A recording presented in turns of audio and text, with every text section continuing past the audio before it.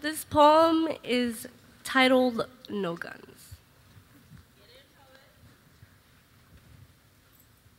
20 children from Sandy Hook Elementary School brutalized with a Bushmaster XM-15.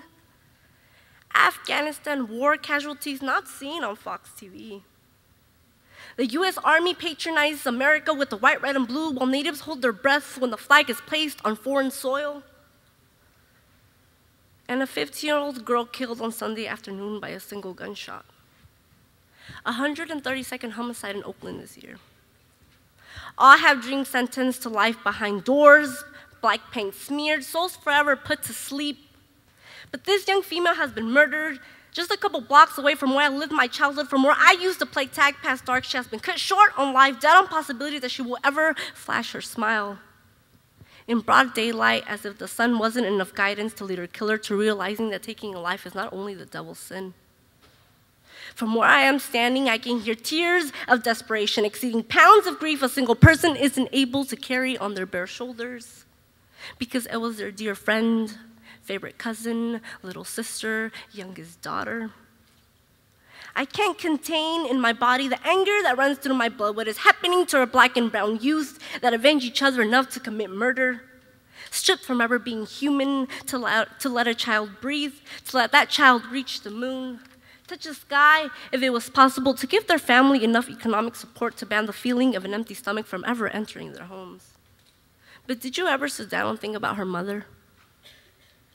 The pain that woman endures, the time it took to teach her daughters her morals, life lessons, to birth that little girl into this horrid world, stolen from her just 15 years later. Martin Luther King Jr. had a dream for little white and black kids to hold hands in unity and exclude the word segregation from their vocabulary, but my eyes witnessed what wasn't meant to be seen. How human flesh creates such gruesome crime scenes by firing a single gun, a handgun. It's easier to attain than school utensils in Oakland, and yet people still wonder why their children are lying in a morgue awaiting to be identified. How two little black and brown kids are unable to hold hands because they are too busy awaiting their chance to inject a bullet into one another on school grounds. From where I live, I can hear souls returning to the heavens, rapid ear-shattering gunshots. I don't even bother to duck and hide. Maybe because it has become a usual sound for my eardrums. I don't even come to think that one of them can trespass the safety of the walls of my room and in my life in a spur of a second. I don't think because I have a paper due. It's 11:48 p.m. and I have 12 minutes to send this. I don't have time to stand up and look outside to see if it is safe enough to continue, or if I should wake up my dad, because my own clock is ticking. Faster by the second to recognize that my future is ahead, and if I don't type fast enough, this poverty that I live in will eat me up, and I won't be able to say that I cheated death this time.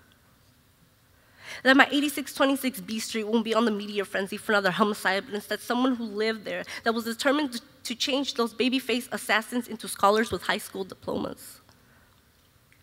Be able to tell my parents I finally made it out the beast belly, that they won't have to live paycheck to paycheck, and that I, Valerie, made your dreams come true.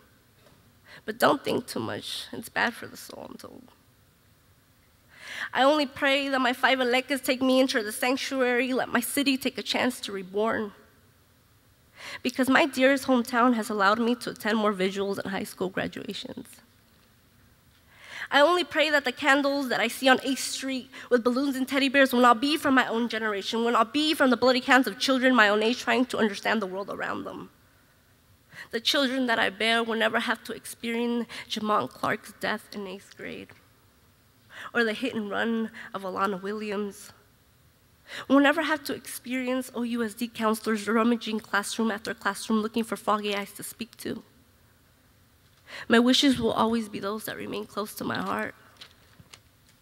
I hope that because that gun has given you enough courage to take another life, that you understand that when Martin Luther King Jr. said, "I had a dream," he meant to praise them, let them live. Not allow for racism, the public school system, gang wars, and your own desire for security to make yourself into just another stereotype. Oakland youth are the living struggle.